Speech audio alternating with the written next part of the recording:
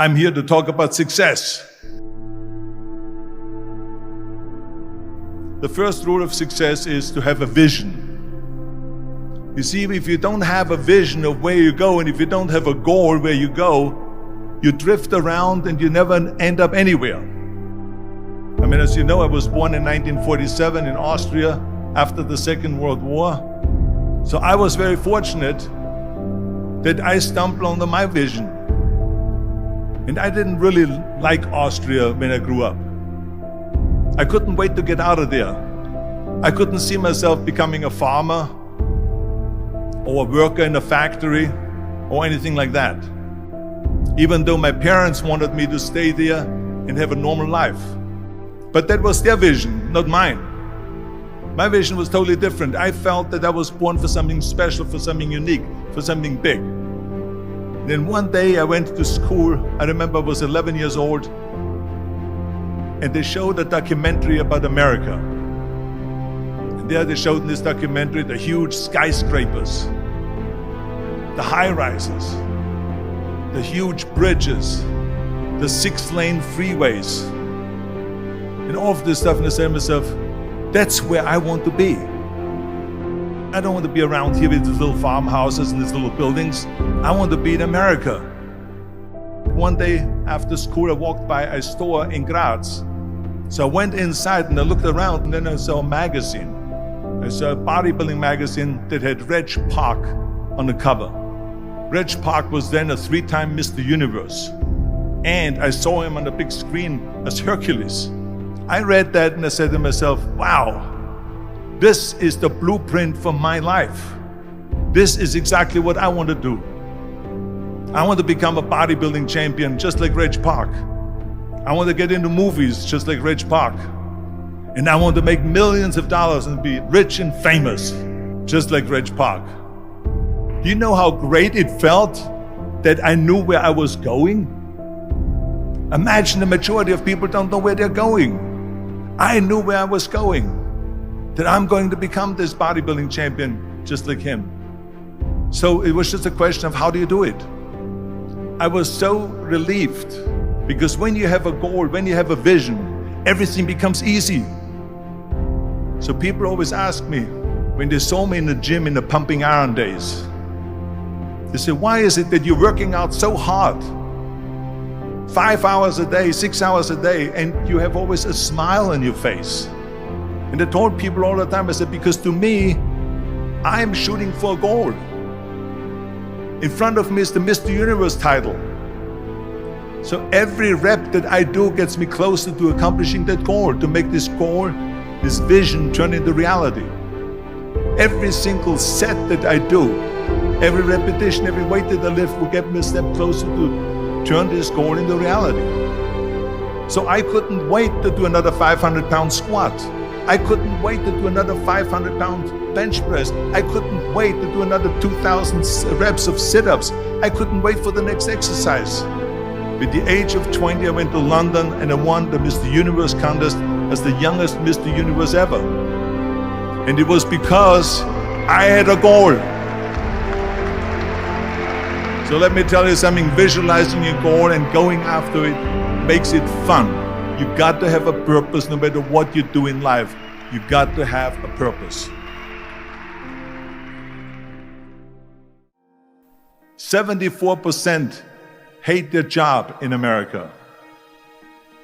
Now this is not much different when you come to Europe.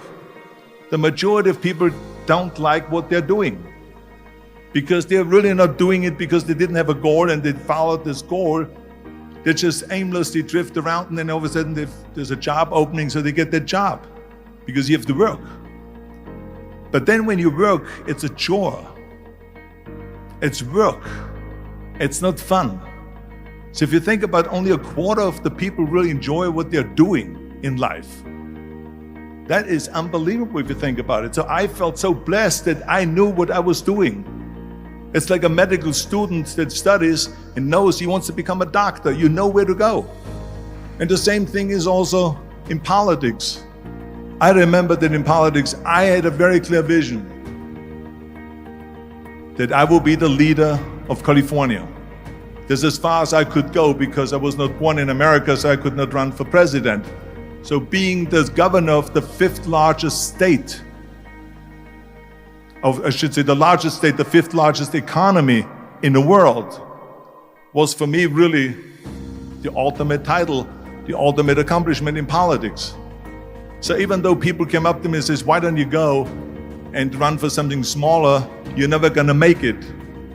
I ran for governor, and then 2 months later I became governor of the state of California. Again, because I had a very clear vision what I'm gonna do with California.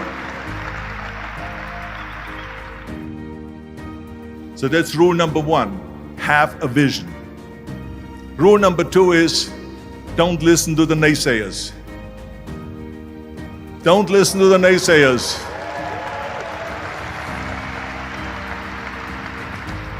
Everything I ever did, the thing that I heard out of people's mouth was, that's impossible. That can't be done. Or no. That is exactly what I heard, and of course I proved to the people that it can't be done. So whenever someone said to me, it can't be done, I heard, it can be done. When they said no, I heard yes. And when they said it's impossible, I heard, it is possible. I'm a strong believer of what Nelson Mandela said, that everything is always impossible until someone does it. Well, I'm gonna be the one, I said to myself, I'm gonna do it and I'm gonna show it to them. Maybe it has never been done before. That's perfectly fine with me. But I'm gonna do it. And I did not listen to the naysayers. It's all about the hard work that you put in. I said to myself, in bodybuilding I worked out 5-6 hours a day. I'm gonna do the same thing now for acting. And of course I went to college to study English. I studied the accent removal, acting classes, and all of this stuff, all day long. I worked and I worked and I worked. And within a short period of time, I made one movie called Hercules in New York, which of course went right into the toilet. But it didn't discourage me. I still had the same vision. And then all of a sudden I did Streets of San Francisco. I did Stay Hungry and Pumping Iron and The Villain. And then all of a sudden I was asked by Dino De Laurentiis and by Universal Studio to star in Conan the Barbarian.